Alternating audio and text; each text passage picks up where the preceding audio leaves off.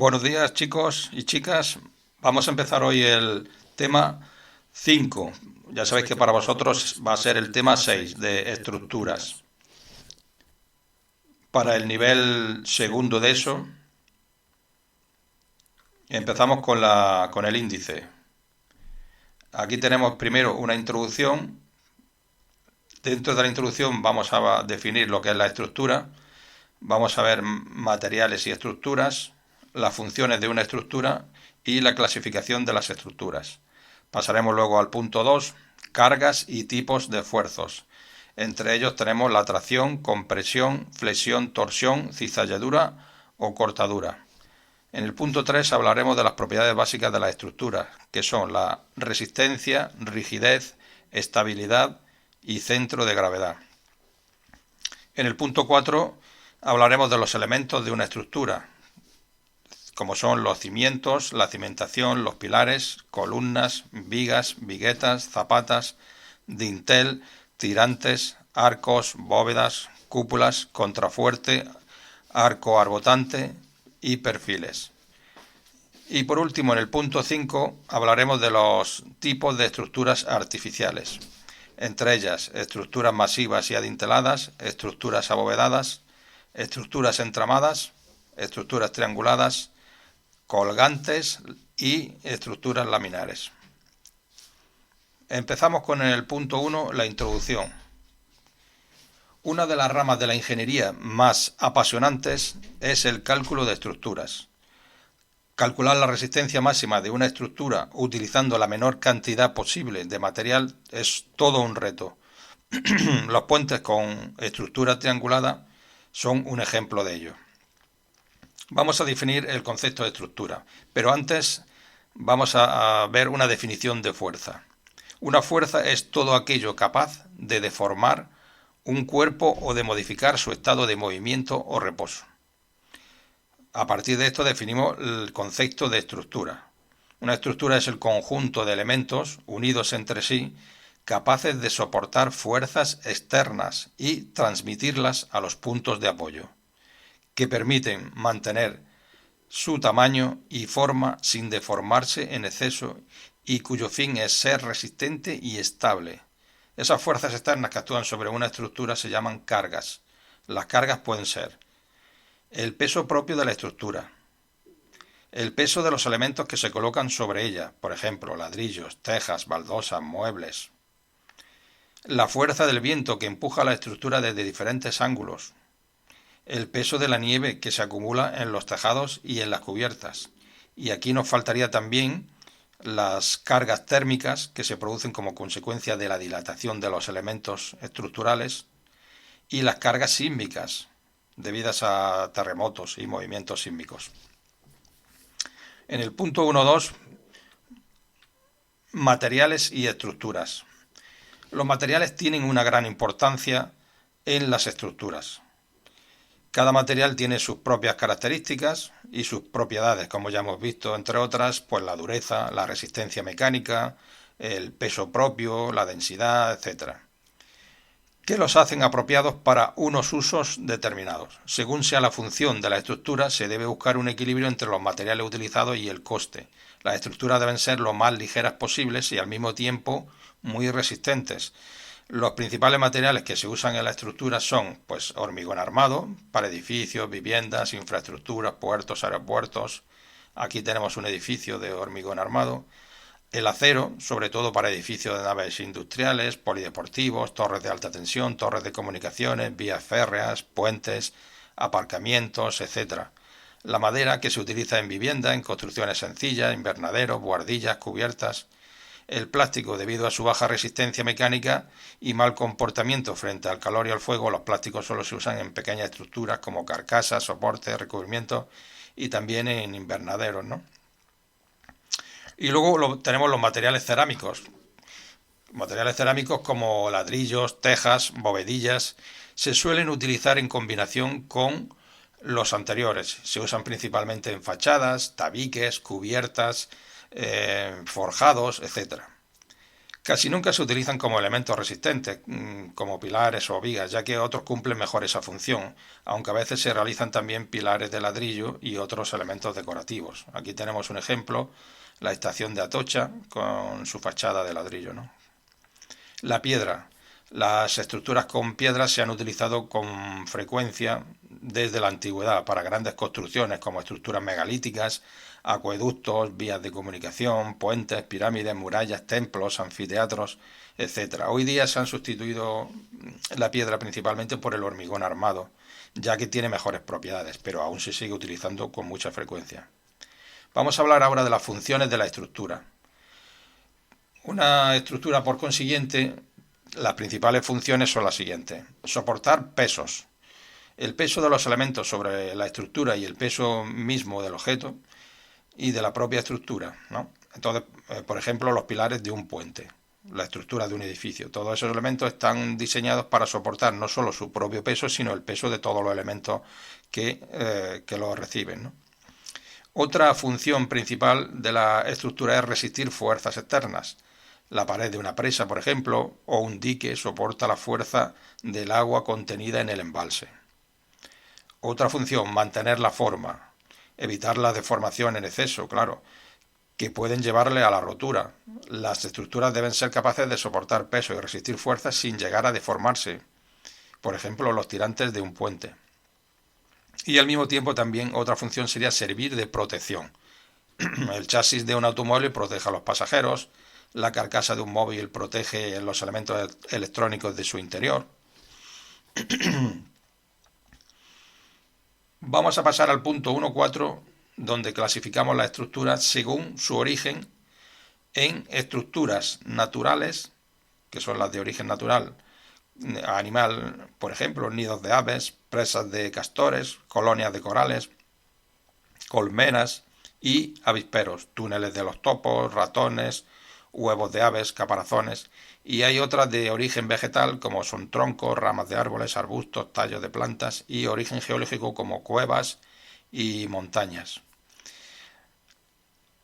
Otra clasificación, o dentro de esta clasificación, las estructuras artificiales, que son las creadas por el hombre, como son puentes, barcos, edificios, torres, carcasas, etc.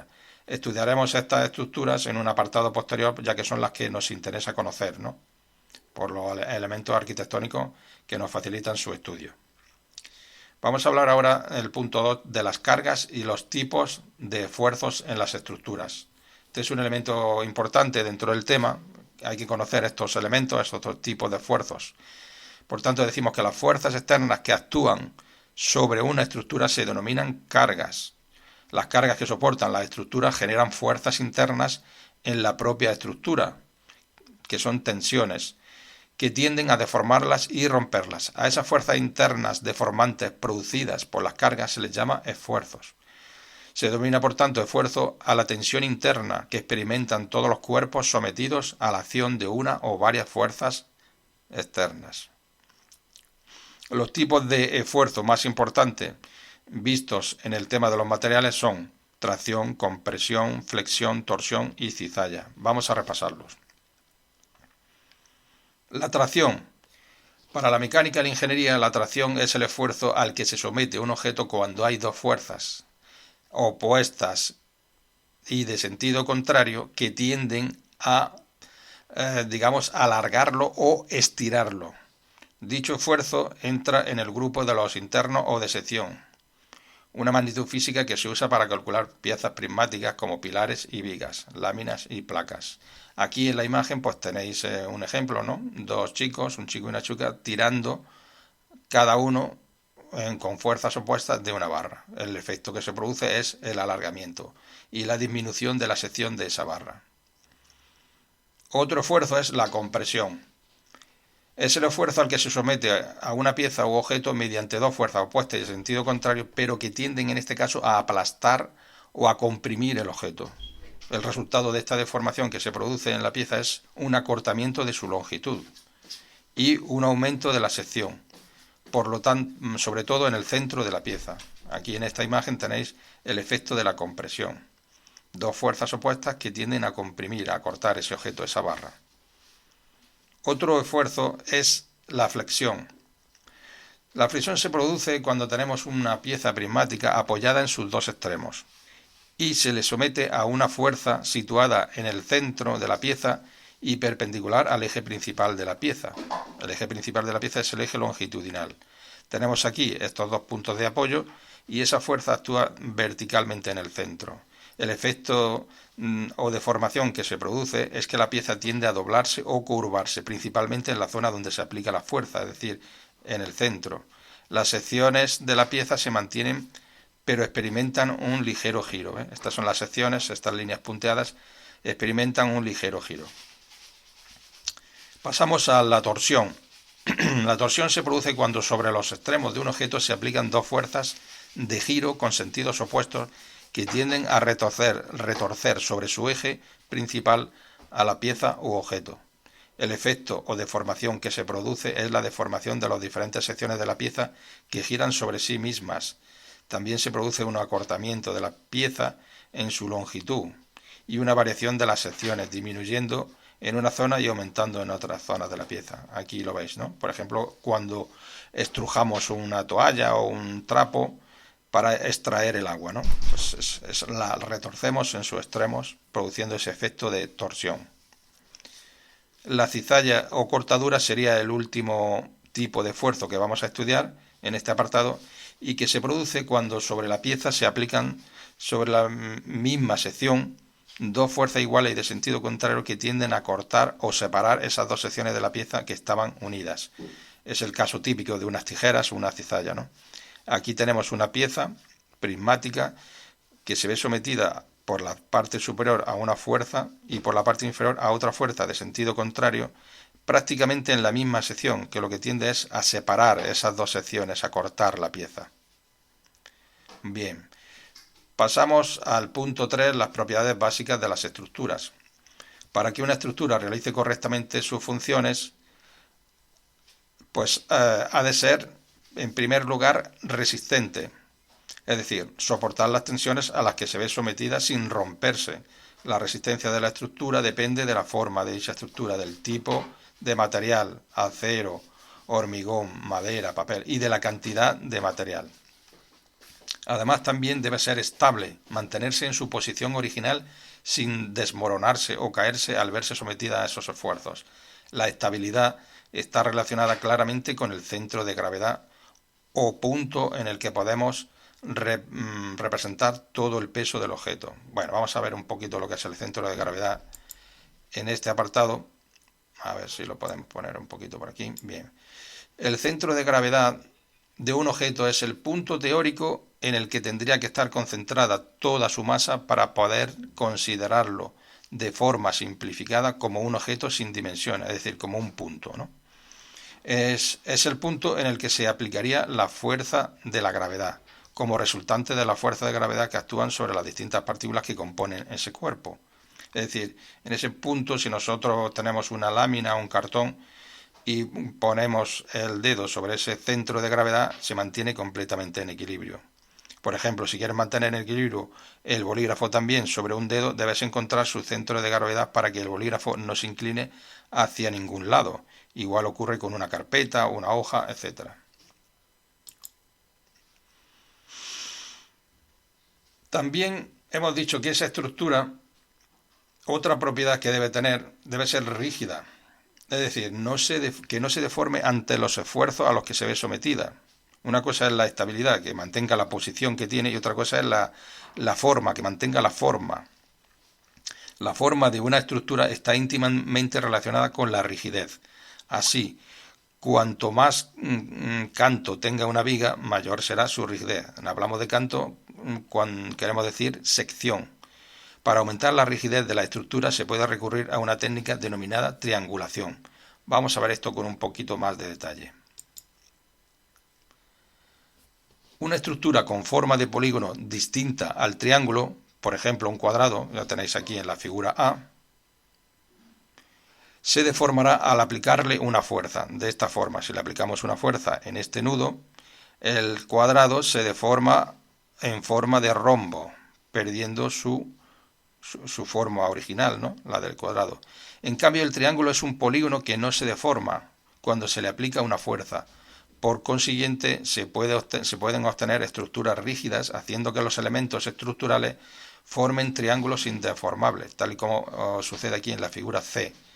A esta operación se le denomina triangulación. Veis aquí el triángulo, se le somete a esa fuerza se transmite hacia hacia los dos lados del triángulo y no se deforma, no hay forma de que el triángulo pierda esa forma, ¿no? Por eso la triangulación es muy utilizada, sobre todo en estructuras metálicas para puentes, torres, etcétera, grúas. Bien, pasamos al punto 4. Este punto es muy interesante, donde vamos a ver los elementos de las estructuras. Hay muchos elementos estructurales. Existen una serie de elementos que forman parte de la mayoría de las estructuras y que es necesario conocerlos, y que son los encargados de darle la suficiente resistencia. Los principales son, en primer lugar, los cimientos, son la base que lo sustenta todo. Es el elemento encargado de soportar y repartir en el suelo todo el peso de la estructura, impidiendo que ésta sufra movimientos importantes. Esos son los cimientos. Por tanto, luego tendríamos una cimentación, que sería ese conjunto de elementos estructurales cuya misión es transmitir las cargas de la edificación al suelo. Si cogemos, por ejemplo, esta figura, aquí tenemos una nave industrial, vemos que todas estas polígonos o cubos o rectangulares, estas figuras, estas piezas de color púrpura, son elementos de la cimentación, llamados zapatas, que ahora veremos después. Y estos son vigas de arrastramiento que unen esas zapatas. Todo este conjunto de elementos que están en la base, sustentando el peso de todo el resto de los materiales, pilares, vigas, etcétera, la cubierta, y que transmiten esas fuerzas, esos pesos al suelo, es lo que constituye la cimentación. Pasamos ahora a ver los pilares. Un pilar es un elemento estructural en forma de barra que se apoya verticalmente. Hay que tener en cuenta que es vertical, los pilares siempre son verticales, cuya función es la de soportar el peso de otras partes de la estructura y transmitirlas a la cimentación. Los pilares, a diferencia de la columna, tienen una sección poligonal, ya sea cuadrada, rectangular, etcétera. Pues aquí tenemos un pilar cuadrado que está en su interior relleno de un hierro. Estos hierros le dan también mayor resistencia. Varilla de hierro, redondos. Y aquí tenemos las columnas, los diferentes tipos de columnas que suelen ser redondas. Vale. Las columnas son pilares de sección más o menos circular. Pasamos ahora a ver las vigas. Las vigas son un elemento estructural en forma de barra que se coloca generalmente de forma horizontal y se apoya sobre los pilares o columnas. Sirve para formar la base de suelos, forjados, techos y cubiertas. En esta fotografía vemos que estas son las vigas principales que se apoyan sobre los pilares. Están aquí los pilares verticales. Y aquí tenemos otras vigas llamadas viguetas que se apoyan a su vez sobre las vigas principales. Bueno, una viga, un elemento estructural en forma de barra que se coloca generalmente de forma horizontal y se apoya sobre los pilares, sirve para formar la base de suelo forjado, etc. Una viga es un elemento de una estructura diseñada para soportar fuerzas. Para soportar estas fuerzas, la viga debe estar en equilibrio, es decir, que no se rompa por la fuerza y que no se mueva o gire. No aparezcan momentos, llamamos momentos a fuerzas de giro. La vigueta la tenemos aquí.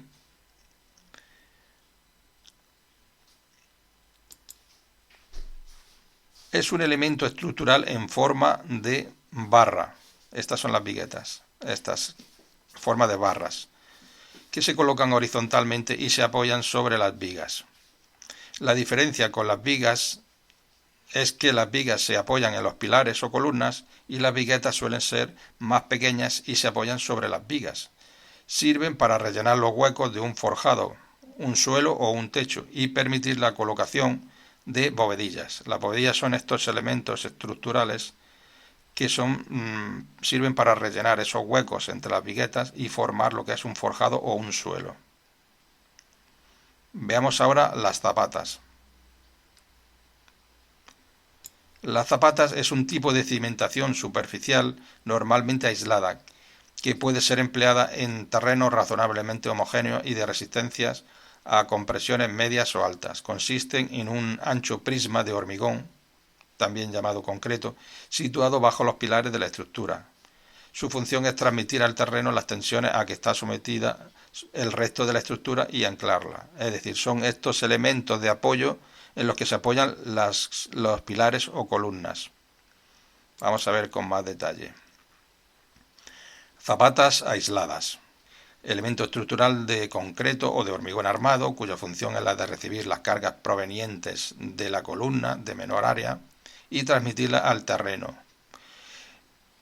portante por medio de la zapata de área mayor, repartiendo así mejor las cargas a través de una mayor área. Claro, al repartir la carga en una mayor área, pues evitamos que el pilar se hunda en el terreno por efecto de ese peso, ¿no?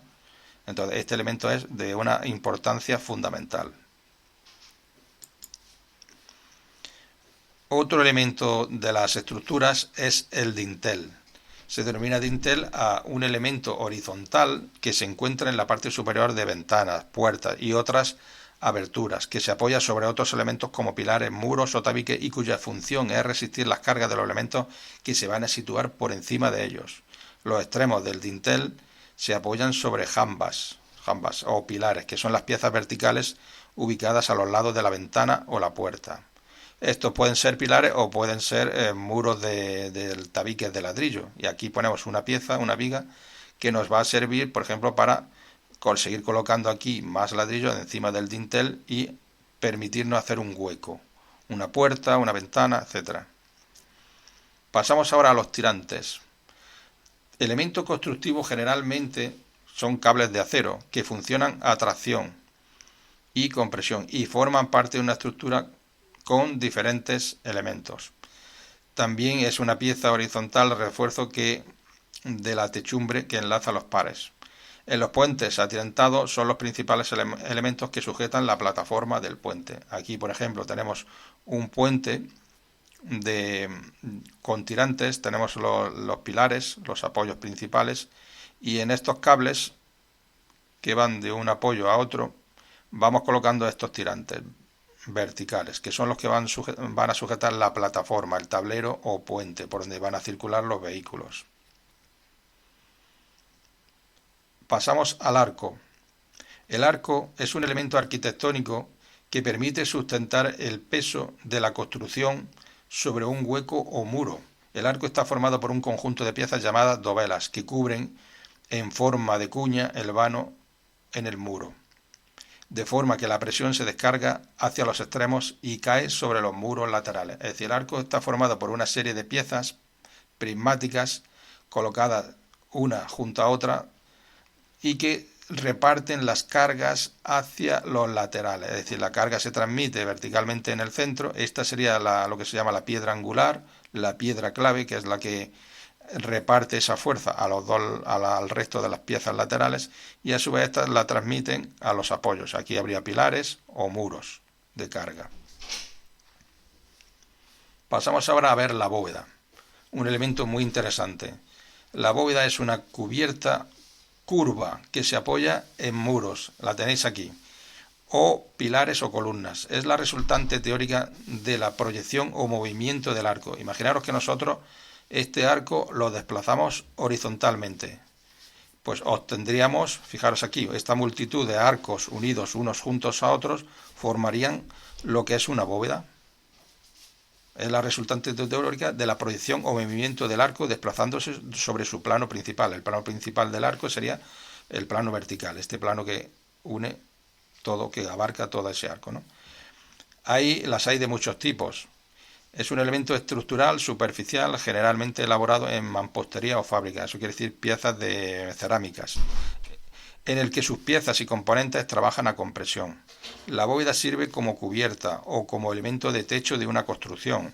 Por ejemplo, las galerías subterráneas, las catedrales, las naves industriales son algunos de los espacios que suelen contar con bóvedas. Las bóvedas suelen tener una planta rectangular, es decir, esta planta que tenemos aquí nos da un rectángulo. La planta que cubre la bóveda es un rectángulo, ¿lo veis? Esa es la diferencia principal con la cúpula, que ahora veremos. La bóveda de crucería es la intersección o cruce de dos bóvedas perpendicularmente. Aquí tenéis la bóveda de crucería. Estas dos, esto continuaría hacia este lado y esta hacia acá, y aquí perpendicularmente atraviesa otra bóveda de crucería. Esto se le llama bóveda de crucería. Veamos ahora la cúpula. La cúpula es un elemento arquitectónico que se utiliza para cubrir un espacio de planta circular. ¿Veis? Aquí la tenemos en sección, una cúpula. Entonces, el espacio que cubre la cúpula es una planta circular o poligonal mediante arcos de perfil semicircular. Es como si el arco lo girásemos, ¿no? En sentido, en su centro, girarlo. En vez de desplazarlo lateralmente, lo giramos en su centro verticalmente. Parabólico o polígono mediante el arco de perfil semicircular, parabólico u ovoidal, rotado respecto a un punto central de simetría. Es como si el arco girase sobre sí mismo sobre su eje vertical central. El uso de la cúpula, sin embargo, fue poco común en la antigua Grecia y hasta el Imperio Romano no se comienzan a levantar las primeras cúpulas verdaderamente.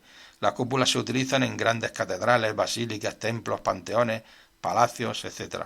Actualmente se están utilizando las cúpulas geodésicas o también llamado domo geodésico, que es una parte de una esfera geodésica o poliedro generado a partir de un icosaedro o un dodecaedro, aunque puede generarse de cualquiera de los sólidos platónicos. Bueno, esto si queréis más información lo podéis buscar en internet, los sólidos platónicos.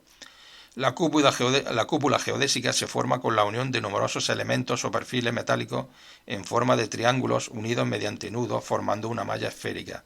Aquí tenéis este ejemplo, veis una malla esférica, sería como una semiesfera formada por multitud de pequeños triángulos unidos con barras, ¿no? Formando nudos, formando una malla. El contrafuerte, también llamado estribo, es un engrosamiento puntual en el lienzo, es decir, en el lateral de un muro, normalmente en la parte exterior, usado para transmitir las cargas transversales a la cimentación. Los contrafuertes que permiten al muro resistir empuje se conocen desde tiempos antiguos y han sido profusamente usados en todo tipo de construcciones, siendo elementos característicos del arte románico y gótico. ¿Veis? Estos serían los contrafuertes, son elementos laterales que se añaden a los muros para evitar que el muro se desplace, se caiga, ¿no? Lateralmente debido al peso de las cubiertas, ¿no? O de otros elementos como pueden ser bóvedas. El arco arbotante o simplemente arbotante es un elemento estructural exterior con forma de medio arco. Aquí lo tenéis. Estos arcos, medio arcos, son arbotantes. Estos conforman que recogen la presión en el arranque de la bóveda y transmite a un contrafuerte aquí o estribo adosado al muro de una nave lateral.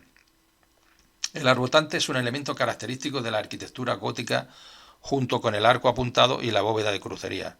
Al tratarse de un arco exterior de descarga, suele aparecer en una disposición inclinada. Es decir, el arco está como inclinado para transmitir la carga a este elemento.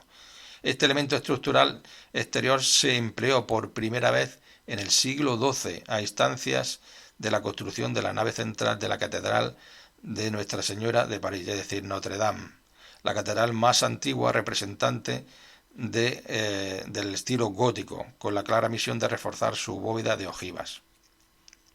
Y por último vamos a ver los perfiles. Son barras de acero, de hormigón o de otro elemento de diferentes secciones que forman parte de las estructuras. Los perfiles metálicos son aquellos productos laminados fabricados usualmente para su empleo en estructuras de edificación o de obra civil.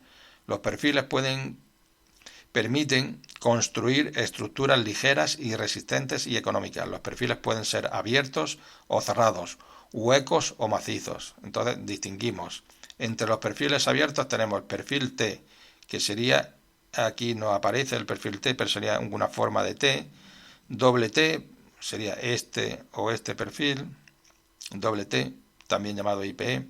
El IPN sería este, que tiene dos alas. Y los cantos redondeados, ¿veis? Este sería el IPN, esa es la diferencia con respecto al IPE, que no tiene los cantos redondeados en las alas. El perfil HEB, HEA son perfiles más resistentes, tienen una ala más grande, ¿veis? Con respecto a la IP, una ala más alargada. Y el perfil UPN, que sería este en forma de U. UPN en forma de U. También tenemos el perfil en forma de L, sería este cuando las dos alas de la L son iguales, o LD cuando una de las dos alas es más alargada. Entre los perfiles cerrados pues tenemos el tubo redondo, aquí está el tubo redondo, el tubo rectangular, aquí tenemos el tubo rectangular o tubo cuadrado, tubo triangular también. Bien, pasamos ya al punto 5, tipos de estructuras artificiales, que son las que nos interesan. En primer lugar, tenemos las estructuras masivas o adinteladas. Son aquellas en las que predomina una gran cantidad de material, principalmente piedras de gran tamaño, como pirámides, dólmenes, panteones, etc. Se caracterizan por ser macizas, estables y sobre todo muy pesadas. Son muy resistentes a esfuerzos de compresión y emplean mármol, granito, hormigón, piedras, etc. Como elementos estructurales utilizan columnas y dinteles. Ejemplos de esta estructuras son las pirámides de Egipto y los templos griegos.